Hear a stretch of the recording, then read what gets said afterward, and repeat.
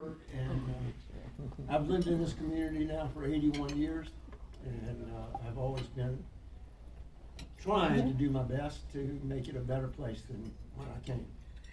But for 19 years, I was very active in an organization called JC's, which was a young men's organization when I first joined it. That was training the younger members of the community to become future leaders in the community. And I spent 19 years doing that. And after a period of years, you have to get out of JC's at age 35, which now they've increased to 41, but they didn't ask me to come back until I was already 41. So they kicked me out anyway. Jimbo would remember that. There's some other people here who know that I've been involved in the community in various volunteer activities for a long time. Well, when I got out of the Air Force, my dad persuaded me to come back here and be involved in our family-owned business, and it gave me the opportunity to join the JCs and to further my commitment to the community. When we sold the business, I went to work for the State Housing Finance Agency in Richmond, Virginia Housing Development Authority, and I drove to Richmond every day. I didn't really have a chance to participate in a community that had an activity like Rotary that was providing services in the community. When I retired from there after 23 years, I came back, and during that time, we formed an organization called FOLAR, Friends of the Lower Appomattox River.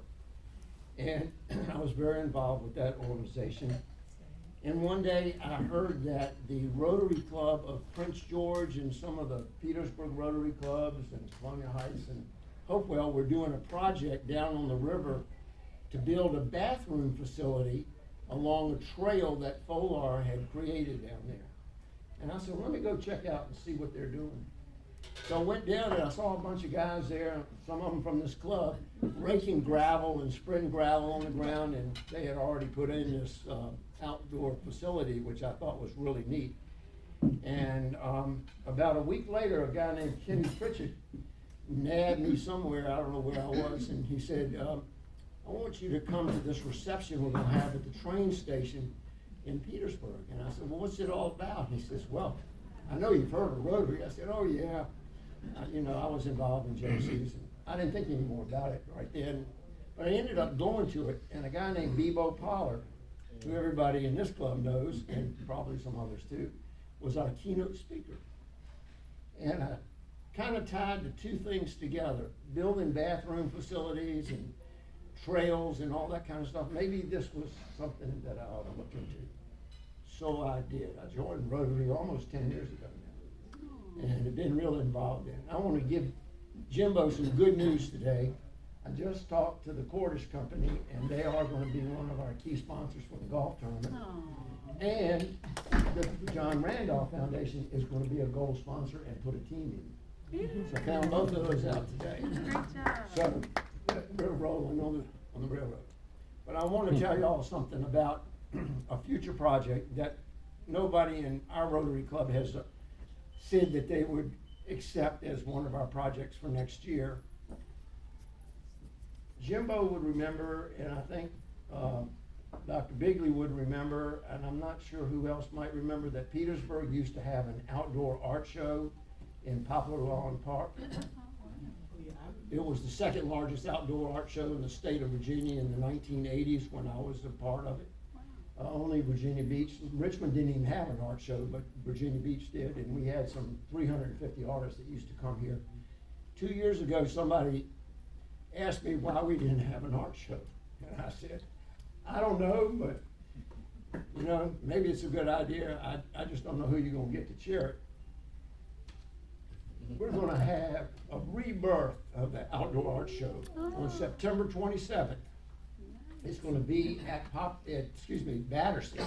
We're gonna have it outside. We're gonna have a minimum of, I hope a maximum of 100 artists. I'm already talking to a group, but I want that to be maybe a joint project of both Rotary clubs to make that a success like we have in the past. I'm not charging anybody to come this year as an artist, but I am looking for corporate sponsorship so that we could have purchase prize awards for these businesses to buy art. That's what made the old art show successful. We would raise $50,000 in purchase prize money from the major businesses in Petersburg. I will tell you, in 1982, there were 9 banks and savings and loans in downtown Petersburg. Does anybody know how many there are today? Exactly, there's 1.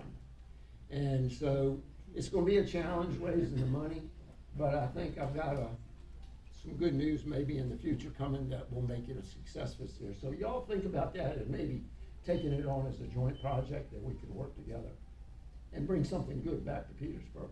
Thank you. I choked on that damn iced tea before I was so I apologize. Thank you. I'm a little hoarse, but Ron, and I have to tell you all a secret. Rhonda's here because of me. Not because of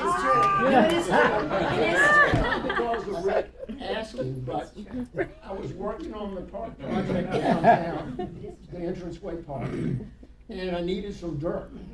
And they were building the multi-story parking deck by the bus station downtown. Y'all might remember that. So I knew they had a big pile of dirt out there. I pulled in the driveway, and there was a pickup truck there, a blue pickup truck, and there was a guy in it, and he looked official. So I knocked on his window. I said, "I'm Richard Taylor. Can I talk to you about your dirt?" And he said, "Yeah." And I said, "What's your name?" And he told me his name was Bob Baird. And I said, "Really?" I said, "Okay, well, I want that dirt for this park project we're working on. Do you think you could donate it?" And he said, "Not yet." And he said, "Do you live here?" I said, "Yeah." I said, "Well, where do you live?" He says, "Well, we live in Waynesboro, but we're moving to, I forgot, we moved west in Richmond." Yeah. And I said, "Oh, good." And he says, "Well, what's it like living in Petersburg?" I said, "Well, hey, look, there's some really good houses that are available on the market now. We've got really good restaurants here, blah, blah, blah." And 2 Saturdays later, he called me. He says, "Remember that restaurant you were telling me about? It happened to be Alexander's downtown." And I said, "Yeah." And my wife and I, my girls are going to probably be eating there this Saturday night. He said, "Well, we might see you there." I walk in the door on Saturday night, and there he and Rhonda sitting there. And that's how they ended up coming to Petersburg. They looked around and found a really nice house on Westover Avenue. There are almost 3 houses in a row now that have Rotarians in it. Rick and Lewis and Rhonda and Bob and Jennifer across the street. A block over, And Dr. Bigley's right there. So Couple that we houses down. could have a. Rotary Row. That's my story. I'm sticking to it. Thank you. Excellent. It's a good story. It's a good Thanks story. to Rotary for making it all